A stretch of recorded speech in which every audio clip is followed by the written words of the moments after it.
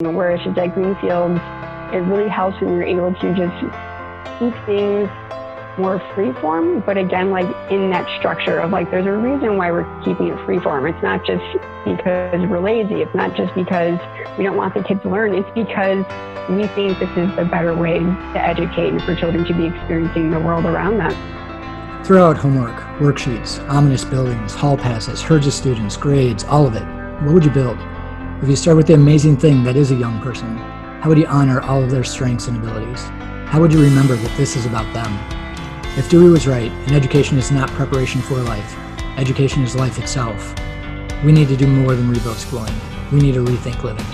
Welcome to the Education is Life podcast, where we are having honest discussions on the state of education, where it is, where it can be, and all. Hello, and welcome back to Education is Life. This is Rob. Today we have Becca with us. She's the guide for our youngest group of Griffins, a group we call the Launchers. Welcome to Education is Life, Becca. Thanks a lot for having me, Rob. I'm excited to have you on. We get a lot of questions from parents of young, we call them all young people, but our youngest people in that, they're generally 4 and thinking about where to go to school. And when they hear about Greenfields, they get excited, but they get nervous at the same time because, as you know, when your child is 3 or 4 years old, like it seems like the growth in every year is so hard to even imagine. And so getting their heads around what that looks like. But that's something I definitely want to dig in today. But first, tell us a little bit about yourself. What's your background? Yeah, so I am a Chicago native. I grew up actually in Chicago, not a suburb, my entire life. I went to several different Chicago public schools. So I am a member of the traditional education route, and it worked well for me. But I know there is definitely gaps in my education where I wish I was a better problem solver at times. I wish that I had more resilience and grit. And so it's one of those things where as a kid, I started taking care of kids. So I was a junior camp counselor during summer camps. And it was just one of those things where something always just kept drawing me back to caring for others. And I think a lot of that had to do with my lovely experiences in school and how safe and secure I felt when my home life was not always so stable. So I kind of want to provide that for my students in any type of format that I can find. And throughout my education trajectory, it just became one of those things where, I didn't think I would become a teacher. And then I got my undergrad degree in psychology. And I was like, well, what am I going to do with my life now? And I was like, let's do the teaching thing. Let's see how that goes. And got my master's in early childhood education with a special ed endorsement. And I've just been really trying to figure out that good fit role of being an educator in a world that is often very confusing, in a world that is often just very tailored towards a one-size-fits-all approach and tailored towards behavior management. And that is it, instead of trying to get children to really think for themselves and to explore the world around them in a safe environment. So I'm just really happy to have found a school that I'm able to actually use all of those wonderful progressive educational philosophies that I learned about that I was not able to use in other classroom settings. So it's just really exciting to be able to have all of those sort of great philosophies converge into one place. So you've worked in early childhood ed prior to Greenfields, then you took a break and came to Greenfields working with the youngest, our youngest group again. What difference do you see in, one, what does it feel like for you in the 2 different environments? But then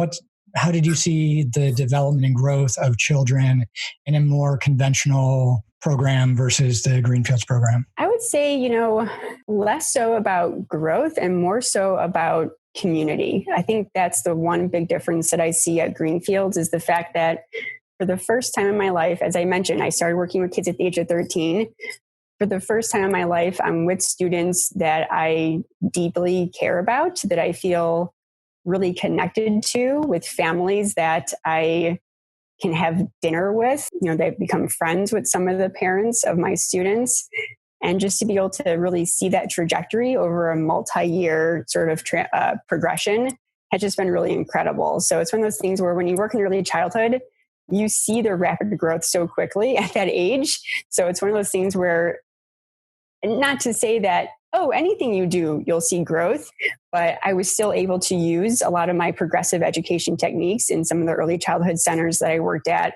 It just wasn't to the level of the focus of social emotional growth. It wasn't to the level of really the academic rigor that happens at Greenfields, all coupled in that umbrella of community and togetherness, which I think is just a rare thing to find nowadays. I feel like a lot of people I talk to think of those two things you said, of the academic rigor and the social emotional, as almost mutually exclusive. Like if you have a school that's focusing on one, they're really not thinking about the other. How do you, with the launchers, blend those two things together? Yeah, I think it really comes down to what the goals are for your students. And I know, especially this year when our focus became on sort of siphoning off the kindergartners and first graders, it really came down to what are these big overarching sort of topics we want to cover. And that way, similar to our project-based learning approach, you're able to weave in concepts around grit into a lesson about writing. You're able to weave in a topic about friendship into a math lesson. So I think it just really comes down to the freedom that we have at Greenfields to really be able to do all those cross-curricular connections and to just keep at it and to follow the student's lead. So a lot of times, I'm not pulling out a big curriculum book and saying, okay, so the fourth week of the school year, we're always going to talk about friendship.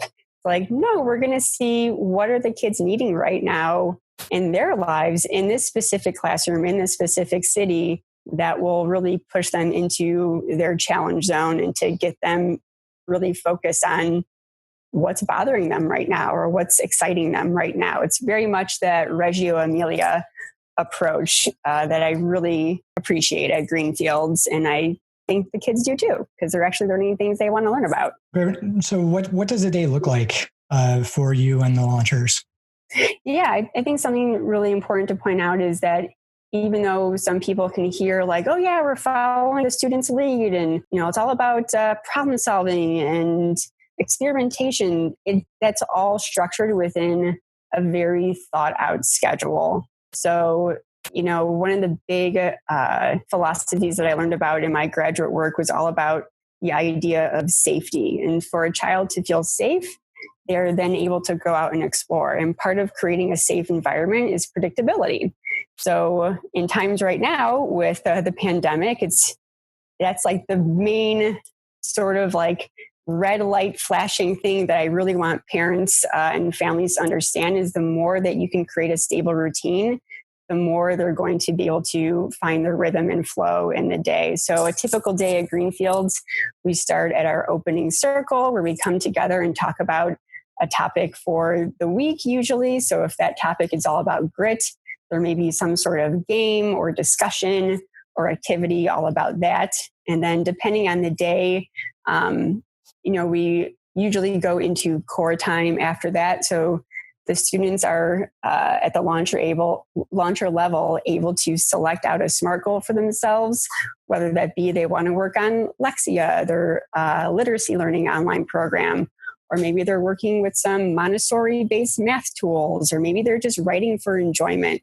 So each day they get to select an option from their SMART goals menu. And after that, we're usually going into some sort of math exploration topic that sort of has like an overarching theme for a session. And our sessions are typically anywhere from 4 to 7 weeks. Or maybe we're talking about something more related to social studies, which we call civilizations, or we're doing our readers and writers workshop. And that could be anything from focusing on writing an informational text to working on our read to self stamina. So getting these 5 and 6 year olds to be able to build up from, finding a book that's actually in their comfort or in their challenge zone. So they're able to read most of the words, but able to read that all on their own from 1 minute and then trying to work them up to 15 minutes. And then moving on through the day, depending on the day, we may be doing our big project for the session. We may be doing more of a centers-based learning curiosity time. And then we also sneak in some handwriting because I've discovered after working at Greenfields for nearly 3 years now, that something that I thought was lacking when I first was brought on was just a very direct instruction on handwriting. And it's one of those skills that, once a child learns a bad habit in handwriting, it's really hard to break that habit. So I've seen a lot of really great things with the Handwriting Without Tears curriculum. Yeah, that's one of the challenges that we've had as we continue to find that balance between allowing the young people to figure out the best way to do things for them and giving them ways that we know are going to make things go faster. We had a similar challenge with math fact tables. And, when we first started, math facts, it's just this rote memorization. It kind of goes against the finding out solutions and that type of thing on your own. And it was about a year and a half in, I was watching some of the 10 and 11-year-olds, coming up with very elegant solutions to math problems and then messing up the 7x3 component of it just because it wasn't there. And so we incorporated those things, but always being cognizant that we don't get pulled into being a conventional education with just a nuanced flavor. And so I think that's always the interesting piece. And I think you did a great job. And I think also shows some of the freedom that you have as a guide, figuring out what the students need and what's going on there. Definitely. And I think a big component of any child's education is also crossing that bridge between home and school. So I've noticed that a lot of the students that we call Griffins at Greenfields, the ones that appear to be the most successful, and successful is also a loaded word, but successful in the sense of these are the students that are maybe reading faster. These are the students that are maybe just being able to find their rhythm faster in a day. They're often the students that are working on reading at home, working on math facts at home. So it's one of those things where when families can understand that the learning doesn't just stop at Greenfields, I think it makes their child's experience at Greenfields that much more rich. And I think just more capable for them to make more of their choices, because if they're working on that executive functioning, if they're able to do more of their own reading, then they're going to have way more freedom in what they can choose to work on during the school day. Yeah, helping them figure out how to make good decisions for themselves and letting them make bad ones, right? And, as long as they're not unsafe, and we call them safe failures versus unsafe failures, but what decisions do we let them make on their own so that they learn to be good and to give them concepts of how to make good decisions. And I think your point about education doesn't stop at Greenfield's door, I think is key to what a big part of the podcast is about, which is, education is life. You are always learning, no matter where you are. You aren't even just learning what your parents are trying to teach you or what your guide at school is trying to guide you towards. You're picking up everything. You are a sponge and seeing everything that goes on and trying to make sense of all of those things. And so I think the more tools that we give them to make sense of their world, the more timely it is too. Definitely. And I think one of the hardest parts of being a guide, of being a teacher, of being anyone who stands and sits in front of children or is around children is the fact that you are always on a stage. So you are always the model for all of those children. So if I want, children to be speaking in a certain tone, I have to remember to speak in that certain tone. If I want children to be saying please and thank you, I always have to be saying please and thank you. So it's one of those things where, as you mentioned, that whole sponge idea, it's even more so, how are you as the parents, the grandparents, the babysitter, how are you really showing what making a mistake looks like? I love in the classroom when I make a mistake, because I love seeing the smiles on the launchers' faces when I admit to that mistake. And they're like, oh my gosh, Becca, the guide made a mistake. And I'm like, yep, I make them all the time. Let's see how we can figure this out together. That's a key part. So much of young people's lives these days seem to be under constant scrutiny and judgment, whether that's through grades or whether or not you make the travel soccer team when you're 8. And it just gets amped up from there. What are your test scores? It's just, you're always being judged on how well you're doing something, which makes it really hard to be you and find that space just to be you. Definitely. And I also understand I don't fully understand, but I can see the difficulty of when parents don't want their kids to fail. They don't want their kids to make that safe failure of not earning their big project. We call them buttons, so like the big achievement. And it's one of those things where, like, as a guide, it's easier for me to see a child's tears or a child's disappointment. As much as I feel connected and I feel that disappointment with them, I'm understanding and seeing the long-term goal, the long-term picture of where I want this kid to really be like, oh, whoa, like that really was a bummer that I didn't earn that. And being able to talk with me and their parents and their friends about how to make sure that doesn't happen ever again in their life. And if they can learn that at 5 or 6 years old, instead of 25 when they mess up at their first real job for their career, I'd much rather them learn that at 5 or 6 years old. My first real boss, we were discussing something. I was in my mid-20s, and he's like, you seriously haven't like fallen on your face yet? Like, that's ridiculous. Like, you haven't tried hard enough. And I think that's true. Like, I didn't try hard enough because I found like the lesson I learned that wasn't taught to me was if you don't go beyond what you know you can do, you're not going to be a failure. You're not going to get in trouble. You're not going to be called out. It's a safe place to be. And that was one of the like unspoken lessons that I took away from my schooling. And it really hindered me and it still does. These are hard things to get over. You talk about handwriting being like, holding your pencil wrong. It's hard to break that habit.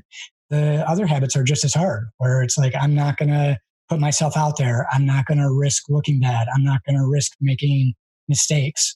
And especially what that does to creativity. Like, creativity requires mistake making. It requires you to go out and try new things and doing more things where there aren't a right answer. There's just a Becca answer, a Rob answer, have an answer. It's like there's your answer. And the more that I think we can get everyone, not just young people, to you matter, right? Your opinion matters, your voice matters, your actions matter. And the sooner you take that and you're comfortable with putting yourself out there and being like, oh, well, that didn't work. Better try it differently. Yeah, and I think what I've been discovering, especially now more so this year when I'm just working with the 5 and 6 year olds, is it's walking that tightrope where it's been so fascinating to see how much these young children depend on my approval. Even though I've been trying to do so many things to have it not be dependent on my approval, not dependent on Becca giving you the gold star or you getting the A or anything like that. And I think I've just come to terms with the fact that it's like I almost have to allow myself to give them sort of like those gold stars because I know they need it and they want it. It's part of their love language. And sometimes just hearing me say, you did such a fantastic job. And sometimes not always having to follow it up with the, very cognitive load that I put on these sort of words of like, well, you did a fantastic job because I noticed that you wrote 5 words on your page. It's like sometimes the kid just wants that you did a fantastic job.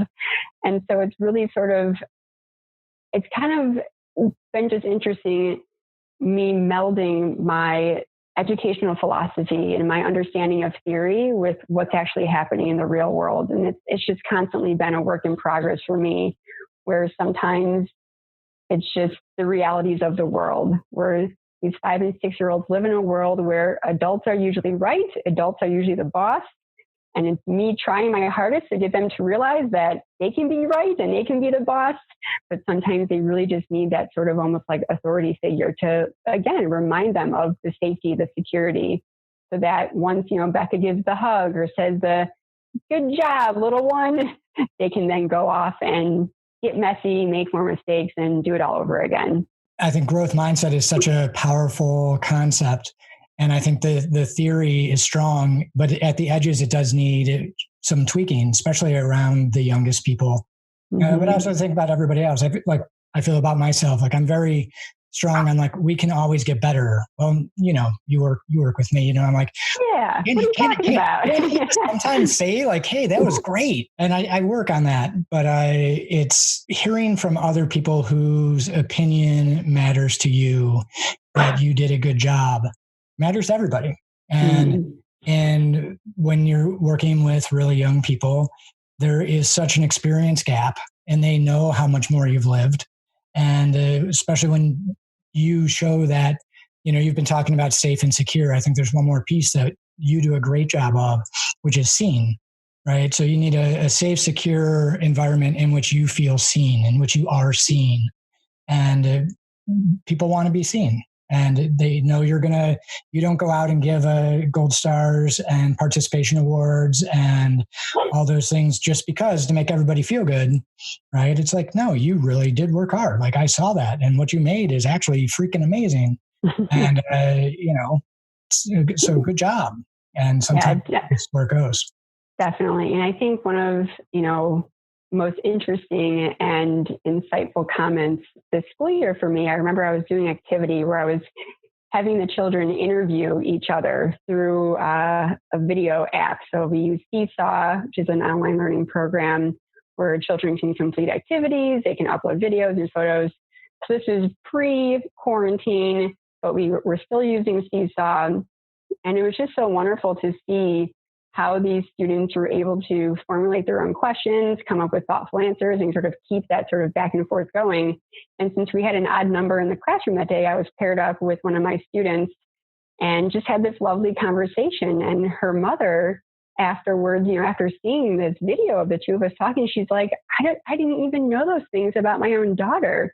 So just this concept that I don't think it's so radical to be able to sit down and just see a child, to talk with them, to listen to them intently, to respond to what they're saying. But it's one of those things where I think children aren't always getting that full attention. And when you're in a classroom where it's me with only 8 other children or 7 other children, I'm able to actually put in that one-on-one face time and just to really form that bond with them and to really form those relationships where they know, like, I am listening, I'm hearing them. And I'm not just giving them, like, oh, yeah, that's cool, and moving on with my day. Like, we're looking eye to eye and really having thoughtful, intentional conversations throughout the day. And I think that's one of the important pieces of the model and of interacting with young people is they aren't mini adults, right? And I don't think very many people make that mistake. And like in some cases with like gifted students, they tend to like get in that trap. But for the most part, they see them as things that need to be told what to do. So if you like what you're hearing, or you don't, and you want to come on and talk about it, go ahead and visit greenfieldsacademy.com and let us know that you want to be on the podcast and you want your opinion to be heard. I'd love to hear from you. And some of it is created by the way they interact with us, where they're always asking questions. And so we become this font of knowledge, right? And so I'm always giving answers. And if you can stop and not always give the answer and ask them what they think, that's one of the pieces of feedback we often get from first year families is the quality of our dinner conversations just has gone through the roof. Like I had no idea my daughter had these types of opinions or had been thinking about this thing so deeply. They are fully fledged human beings with all the emotions and all the rights that come with being a human, and find ways to have conversations that bring that out and reinforce that. Them tapping into that part of themselves is really important. I think is a big piece for their long-term well-being. Definitely. And, you talking about the whole like, why sort of like phase that a lot of children go through. I have 2 nephews right now. One is a little over 3 and the other one's about 4.5. And they're definitely deep into that phase. And it's just interesting for me to see as, a guide of Greenfield, to try to interact with my nephews in the Socratic method, where they just have never been talking. They've never been thrown back. Well, why do you think? They just keep asking the same questions. Like it's like their little brains, there's like a short circuit that happens that I see in them. And it really takes a lot of, I think, diligence on my part if I'm willing to do that with them. Because, these are children who I don't get to see very often. So I don't want all my interactions with them to be like, as guide Becca, but just as anti-Becca, who does answer their questions sometimes. And it is wonderful when I am able to have that sort of like breakthrough moment where they actually respond to their own question and their thinking is spot on. And it's so common for nearly every launcher who enters my classroom at the beginning of the school year. it's, usually with zero growth mindset. Either they can do something or they can't, or they're amazing or they're really horrible. And just really not being confident and comfortable with them knowing things in the world. So it's really lovely to see, again, that rapid growth of, how I use my language and how I'm able to really guide and sculpt their minds, but into thinking for themselves and not into thinking for me or in Becca's way of thinking. It's pretty amazing. It really develops like deeper thinking, and maybe that's a different way of saying critical thinking. But I think there's a slight difference where it's like, I can stick with this idea long enough to sit with it and figure it out. It reminds me of a quote that I think about often when I'm in my self-talk place of, hey, the dishwasher broke. I don't know how to fix it. We better call someone. Right? When I haven't actually sat with that problem at all. I haven't put any time into being with the dishwasher and figuring out, like, how does it work? What parts are there? And what I found almost every time is that if I sit with it long enough and use the amazing information that's available on YouTube and everywhere else, I can actually find a way to get there. But I need to have that confidence and that authentic achievement of having done it before, that I believe in myself as a problem solver. Definitely. And I think that makes me think of, one of our things or strategies that we have at Greenfield, which is 3 B's before G. So we have 3 B's. So the first B is brain. And that means, like, if you have a problem, like, oh, I can't figure out this math problem, or I can't figure out how to turn on my Chromebook, or whatever it is, I can't figure out how to tie my shoe. You must first use your brain. And as you mentioned, it's sitting with it for a while. And I think so many people, children, adults, coworkers you've had in your life, it's just, if you can't figure it out instantly, it's like, oh, that's it. I have to reach out for help. And so it's just so important to just give yourself that space. Okay, I'm using my brain, and then I'm reaching out to a buddy. So reaching out to a fellow launcher, whoever it is. And then usually it's browser. That's the third B. But in the launcher group, that's not really an attainable, strategy for them to use, since most of them are not really great at typing yet, are not fluent readers yet. But we have discovered this school year that the 3B is now Becca. So you must have a launcher guide that has a name that starts with a B at all times, because typically it would be Brain Buddy Browser and then G for guide. But now it's just Brain Buddy Becca, and it all works out. So it's one of those things where I remember when I worked with the slightly older students, and like I said, like, there's just that instant desire to want to know something immediately and for someone else to do the work for you. And I think that's just so frustrating as an adult when you work with other adults who have that same mentality of, like, just fix it for me, just tell me, just do it. It's like, did you do the bare minimum of Googling it? Because we all have such a wealth of knowledge at our fingertips. And I can't tell you how many times where there was some little technology thing that I wanted to know, and I just wanted to turn to someone to ask about it. But then I was able to find the answer, and it took about 5 minutes, and I felt very accomplished in my life. Even if it was just that little technology blip, like how to take a screenshot with a new laptop. Mm-hmm. Yeah, you feel capable because you are capable. You've shown yourself to be capable to yourself.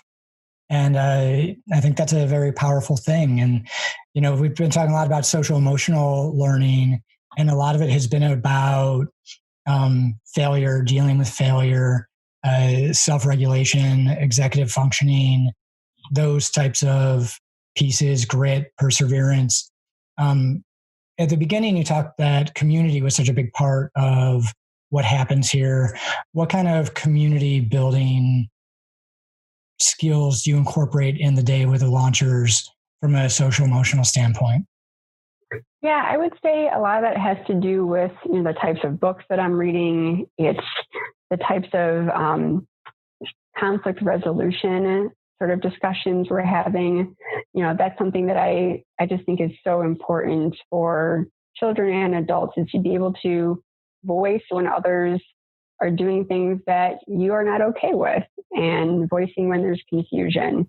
So that's just sort of woven in throughout the day, but also realizing when to let things go. I know I had one of my lessons around the Frozen song, Let It Go, to try to, it's one of those things where I built up, all the launchers like, yes, conflict resolution. We're having these peace circle chats and things are going great.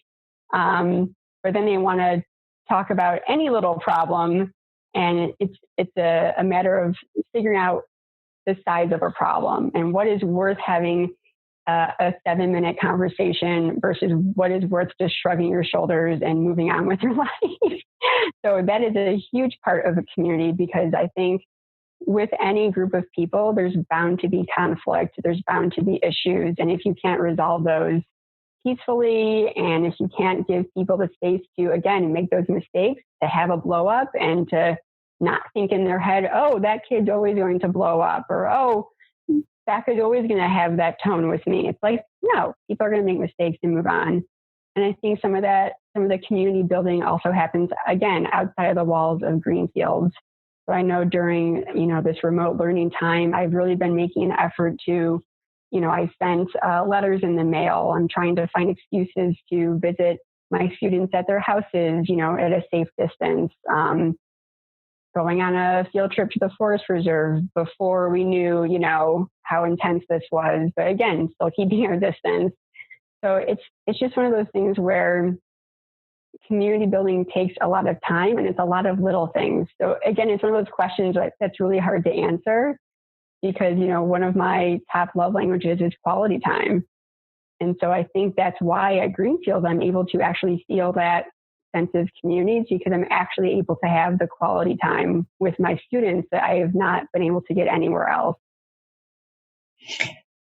Yeah, I know. And one of my favorite parts of Greenfield are the families that we have, obviously the Griffins, and how we all approach the world and each other with a sense of not just belief that we're doing something good for our children, or for the Griffins if we're guides or staff, but that we're also accepting of everybody else who comes to the community. But that doesn't mean that we aren't going to advocate when we think something is wrong. And it's these balances that I think if we get them starting to work on when they're 5 and 6, like by the time they're 35 and 36, they're not going to still be fighting with feeling about every little piece is about them, and letting all these things kind of pile up and get them down. It's like, how can I let that go? Like, this is not about me. This is just part of who they are. They can't control how I feel about it.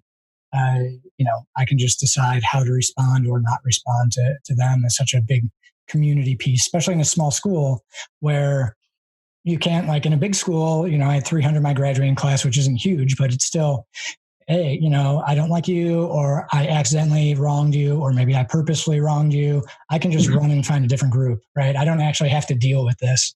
And in a small group of the launchers or even the whole school, you need to build on the tools to be able to get through that stuff. Yeah, definitely. And this really made me think about also just the fact that Greenfields doesn't have a lot of the red tape that you may find at other schools to really help build up the community, again, outside of Greenfield. So being able to go on all of these, what we call adventure trips or field trips to all these different places, like being able to have those experiences on a fairly regular basis, you're having an adventure with your students, and that so quickly builds up that sort of like social capital and that social sort of connection, where if you can say like, yeah, I rode a bus and a train to get all the way to the anti-cruelty, so we could see into the bowels of that building and to see animals, having surgery and just doing all these really cool things that I think would probably take months and months of preparation at other schools because of, again, the amount of red tape, or being able to include my fiance in so many wonderful activities, because he is just a wealth of knowledge and is just so excited to share in the joy of learning with my students, where again, like bringing in these visiting heroes, so people who we have come in who are experts, So the fact that we can do these things very quickly and very safely and, with oversight, I think is really helpful to be able to just build these unique experiences that are not happening elsewhere. I think the two things that make adventure trips powerful at Greenfields are, it's an opt-in thing. So only the people who want to be on that trip are on that trip. Because I feel like, especially in bigger schools or bigger groups, when you're taking everybody and half of them don't want to be there, you're going to be spending 80% of your time just with crowd management, versus if it's a third of that size, but all those people want to be there, you don't have to worry about the crowd management because everybody is engaged with what's going on. And then it's just so much easier. Like, so many places can welcome 5, 8, 10, 15 Griffins versus needing to take in 45 or 130. And it just becomes a whole different piece. And we believe that just the experience of going there and being exposed to so many different things just is powerful all by itself. We don't need big lesson plans that are nailed down to every learning objective because we're going to they think of one of the places we went, like we went to the butcher, or we went to a museum, or we went to different people's places of work. We went to this little restaurant, Parachute, and which is actually a well-known little restaurant in Chicago.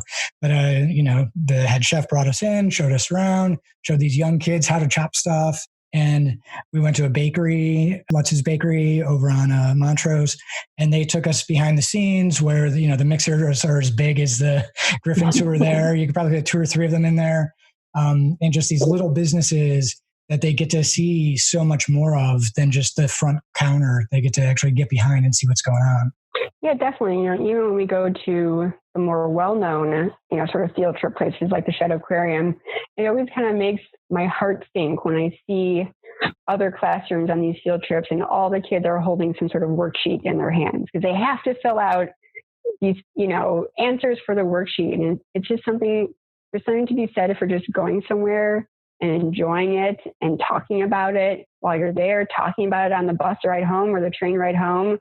And just being able to be fully present, which I think, again, it just comes down to like not having to cross the I's and dot the T's sort of thing, where it's just at Greenfields, it really helps when you're able to just keep things more freeform. But again, like in that structure of like, there's a reason why we're keeping it freeform. It's not just because we're lazy. It's not just because we don't want the kids to learn. It's because we think this is the better way to educate and for children to be experiencing the world around them. And it takes a lot of hard work because all of those little field trips, oh my gosh, all the logistics that need to be coordinated, worrying about having 8 students with you with one parent shuffling through this, the city, not getting left behind on a CTA train. So it's one of those things where it may seem like, oh, this is an easier path. They're just taking a couple of kids. But it's like, no, actually, it's, I think, sometimes profoundly harder to have those more unique experiences.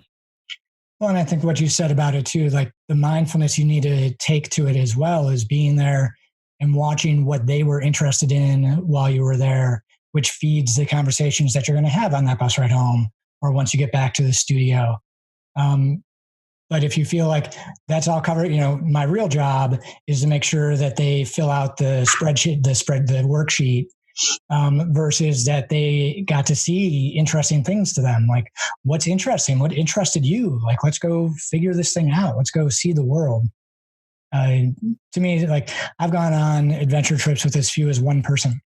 Mm-hmm. It's just me and one other person. We just have a great day about it. And we go and, whether that's like, we did a walk up through the sculptures along Skokie there. Yeah. And we sketched the sculptures as we walked, and, no one had to turn in their sketchbook at the end or anything else. And it was just a beautiful day out that we all just had a super pleasant time together. And we were able just to enjoy being in nature, being around art, being able to express ourselves that way without the judgment that comes with, well, did you get everything done for your grade? And that's not to say everything at Greenfields is that way, because we do have badges that you need to show competency in reading, writing, math, or that if it's a project that you participated in that project in a way that developed your skills, like that stuff's there too. I think it kind of brings me to the thinking around process versus product, in regard to art, in regard to just work in general. And also this concept of best work that we have at Greenfields, where, as you mentioned, like for children, for the Griffins to earn these badges, to earn these buttons, these big sort of like levels of achievement, they do need to hit certain expectations. They do need to complete, X number of whatever it is. But a lot of times with these things, there's not going to be some sort of, check mark of an A, B, C, or D. It's going to be like, well, how do you think, you could make this better? And having the peers sort of give their feedback. I think when we did our Artapalooza project last year, where the children created a bunch of really fantastic art after looking at art throughout different phases of history, and it all culminated in this great big exhibition of them presenting their work in a real art gallery setting. I started using a way of feedback that our assistant head of school, Maggie, told me about since she was in an art class, which instead of just saying like, what's great and what could be better, it's more about what do you notice about a piece of work, what questions you have about a piece of work, and then giving your opinion on what do you think you could do a little bit better. And I really found that, again, language is so powerful. And when you use that type of language with children or with adults, it becomes less about a judgment and more about, as a guide, of course, the questions that I'm asking are very thoughtfully curated and are meant to sort of like provoke them to move towards that best work. But when they're hearing those sorts of questions from their peers, it's very much more of I'm not sure if the word innocent is correct, but just much less of a judgmental sort of atmosphere. Yeah, more fresh eyes and fresh approach. Definitely. So instead of a child saying like, I think you should use more color, like in your painting, it could be a question of like, is there a reason why you didn't use color? Just that slight switch of phrasing and of questioning can just, again, be very powerful and to sort of help guide these students towards creating what they think is their best work. And it'll look different for each student. Yeah, and it's that movement from judgment to curiosity that helps them pull that more of them out rather than like, hey, I don't like what you did, versus like, why did you do it that way? And okay, I get it. That's cool. So last question, and then I'll let you go. But, one of the main questions we ask on Education is Life is, what's the purpose of school? And so I think as a guide, it's almost like it's a bigger question for you as you kind of like wed yourself into it. But what would you give for what's the purpose of school? Yeah, that's a heavy question. I think for me, it again all comes down to the social emotional aspect. When you think about it, these children are in school for nearly 8 hours a day.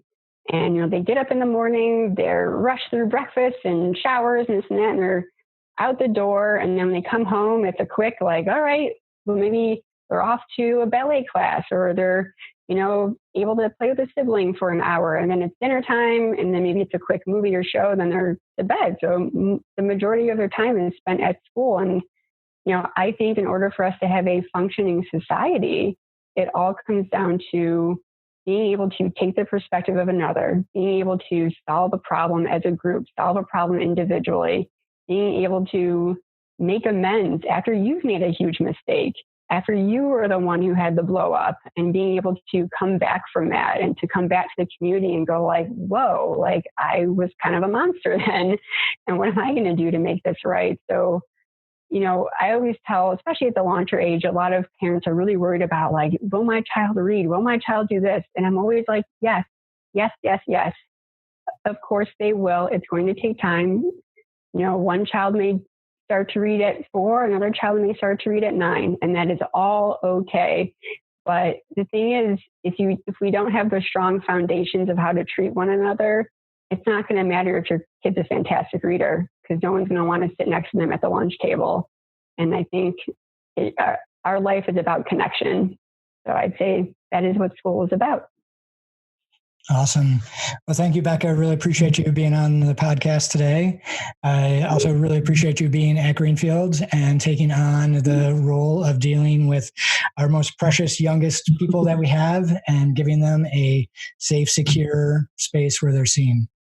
Well, you're welcome, Robin. I love it. The Launcher Crew, it's just such a wonderful age, and we just have such amazing families right now. So I hope we continue to recruit more amazing families and children. We'll just make it that much better. Awesome. Thank you. Thanks for joining us. If you enjoyed what you heard, please subscribe and tune in next time for a fresh new episode of Education is Life.